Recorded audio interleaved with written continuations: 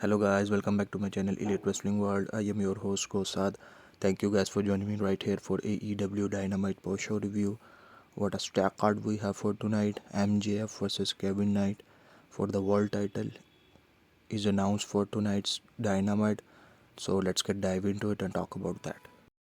So we started off with the major match, MJF versus Kevin Knight for the men's world title. What a great showing for Kevin Knight in this match. Even though he's been a tag guy, Kevin Knight certainly has what it takes to be a main event player in AEW. And on the other hand, we always knew MJF is not gonna lose this match before the world title defense at Revolution against Hangman Adam Page. So again, a very good match and very good build up towards the world title match at Revolution. After MJF hit an early arm drag, it was Knight who dished out 3 of his own before hitting 3 shoulder blocks into near falls.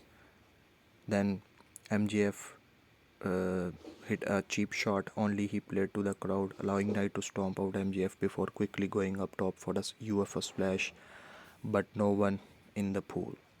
We saw continuing the target of midsection. Kevin Knight takes multiple Bret Hart chest style corner buckles.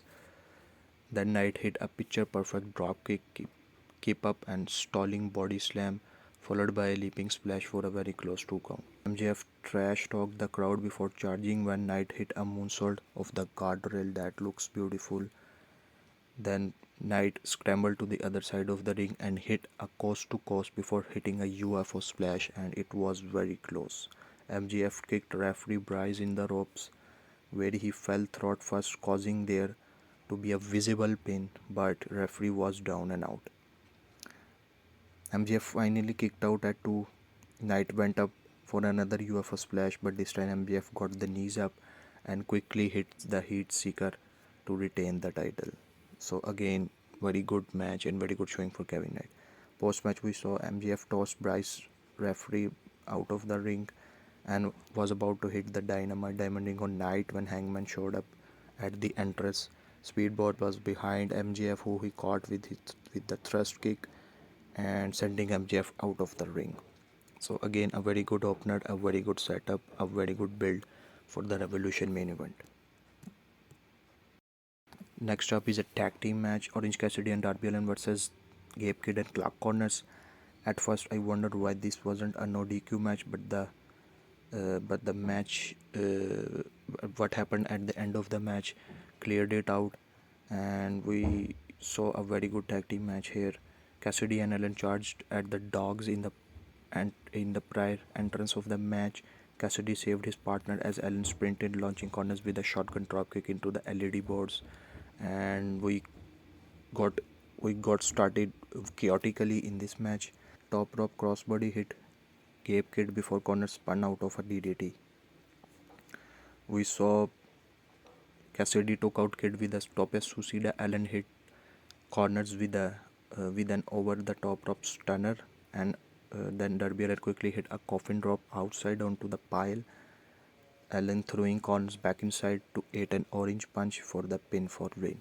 So getting the win back, Darby Allin and Orange Cassidy after last week's loss against Gabe Kidd.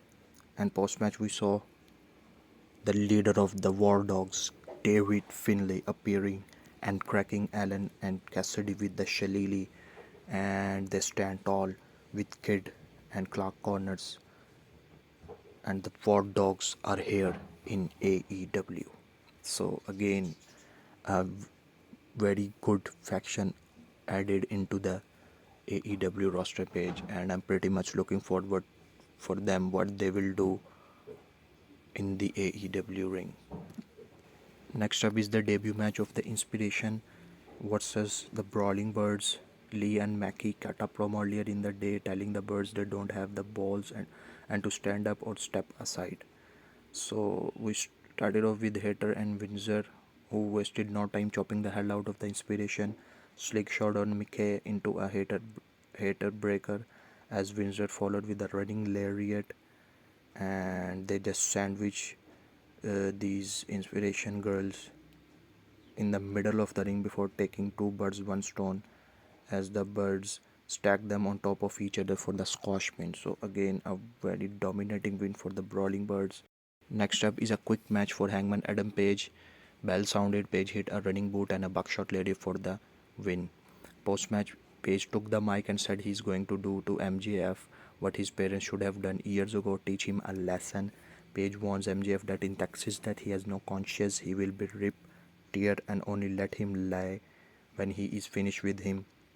MJF is the world champion, so surely that shouldn't scare him.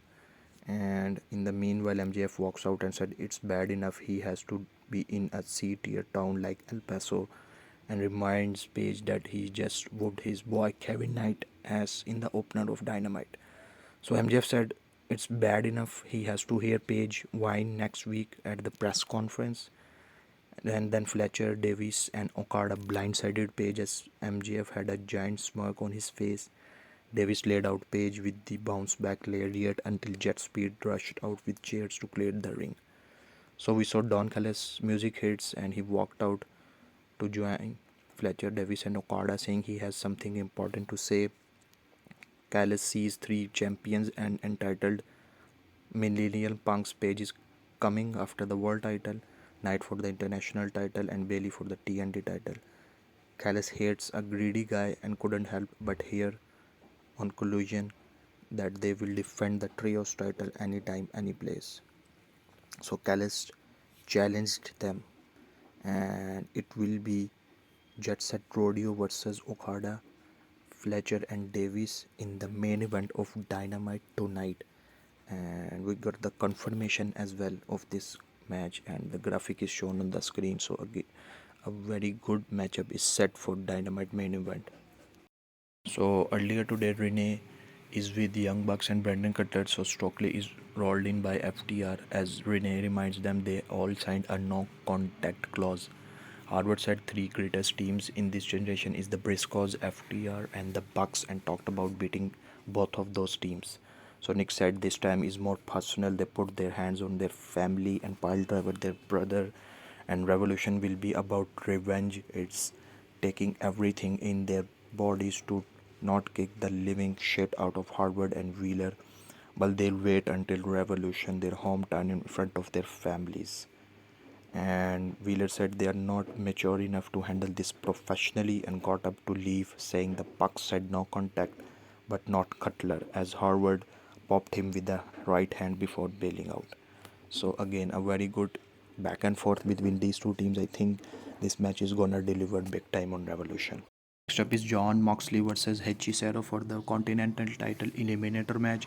Another challenger lined up by the Callis family, and another knockdown by Moxley, who continues his great run of eliminator matches the past couple of months as champion. I really liked how each week this gives Takeshita a chance to get more strategy around how to beat Moxley, and also it means none of this interference will get involved because of the Continental rules, so which is a plus point for that. And in the meanwhile, we get the 10-minute call as well. So Moxley stumbled to his feet as Hechicero took away too long to follow up. We saw Moxley got the ropes, and we got a slugfest on our hands as well. Hechicero countered a Death Rider into a flapjack before rolling head scissors got a close near fall as well. And then we saw Hechicero flipped Moxley off, who hit a regal knee and then a Death Riders for the pinfall win. So Moxley trash talked Don Callis on camera in the post match as well, until Konosuke Takeshita came to the ring and pointed at the Revolution sign, with Moxley saying he's losing the title is never going to happen. So building up the hype for the match at Revolution. Next up, Brody King calls out Swerve Strickland. Brody comes out after took a mic and calling out Swerve Strickland. King said he can be like Strickland, standing on the announce table, how dangerous he is. And we saw Prince Nana walks out laughing, saying he hears King loud and clear, questioning if King wants to go down this rabbit hole as well. And in the meanwhile, Swerve Strickland blindsided King from behind with his chain. House call connects as Strickland wrapped the chain around King's throat and pulled it over the top rope, mocking King by barking at him. Strickland said, "This is how you chain a dog up." He had to send a message to Kenny Omega, now to Brody King as well. And it's official. He will see Brody King in LA for Revolution.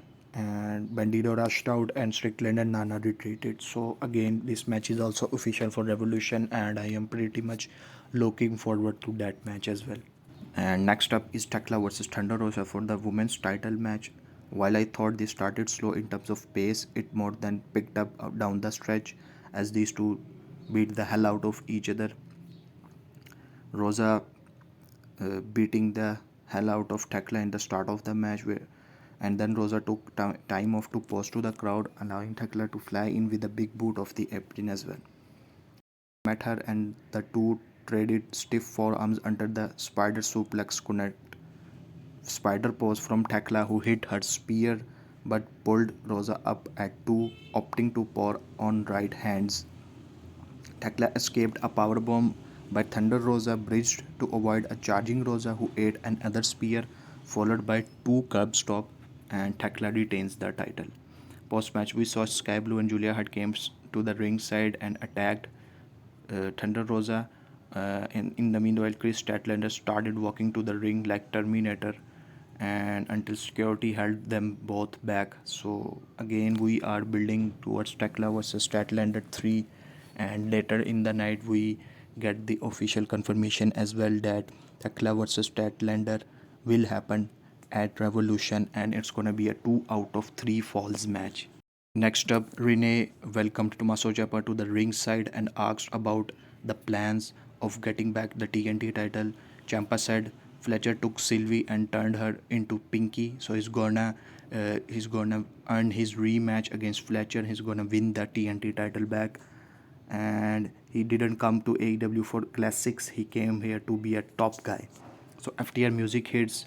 Harvard comes out with Stockley and Wheeler. Harvard stared down Ciampa before giving him a hug, saying they are only here to welcome an old friend to AEW. They invite Ciampa to join them and take over this company as the top guys. Ciampa said he hated their guts 10 years ago and still does today. Ciampa said they signed a no contact with the Bucks, but not him, and Ciampa threw a right hand at Hardwood, who has held back by Wheeler, but told Ciampa he will see him on Collision. So again, we are building towards this feud, but I don't know who's gonna partner Ciampa in this one. I am pretty much sure that Mark Briscoe and Tommaso Ciampa can get a tag team together. And in the main event, we saw Jet Set Rodeo, Hangman Adam Page, Kevin Knight, and Speedball Mike Bailey versus the Don Callis family, Kyle Fletcher, Okada, and Mark Davis. They just started entrances at the top of the hour and proceed to one hell of a party match. Once this match was announced earlier tonight, you had a feeling some shenanigans would happen, and it absolutely did. MJF was the pinnacle of this title change that happens, and I am very happy that Davis is finally a champion in AEW as well. We saw Davis ate a missile dropkick as Fletcher tried a sneak attack but ate a series of kicks and running shooting star for a close 2 count. We saw Okada tried a rainmaker but ate a wheel kick to the dome for a complete reset. Fletcher and Bailey tried kick counters. Fletcher goes for a lawn dart, but Bailey countered it into a poison runner and springboard moonsault to the floor. Kevin Knight made the tag and went up top as Page was getting ready for the buckshot, but MJF pulled Hangman out, who ducked him with the dynamite diamond ring. Knight leapt off to the top, but right into Okada, hitting a rainmaker as Davis hit the spike pile driver and caught the pin, and the titles goes to Don Callis family. And we can see Don Callis celebrating with the titles, and that's the end of the show, folks. Shocking title change, but I think this will lead to some bigger plans for Don Callis family, as well as they have now most of the titles in their family. And we also get the build for the world title match, and MGF costing Hangman is gonna be very interesting to see what happens next week in the press conference that they will have on Dynamite. So pretty much looking forward to that match, and Revolution card is now stacked with banger matches, and so it's gonna be a classic pay-per-view. So please guys, like and share this video, subscribe to my channel, and keep watching Elite Wrestling World.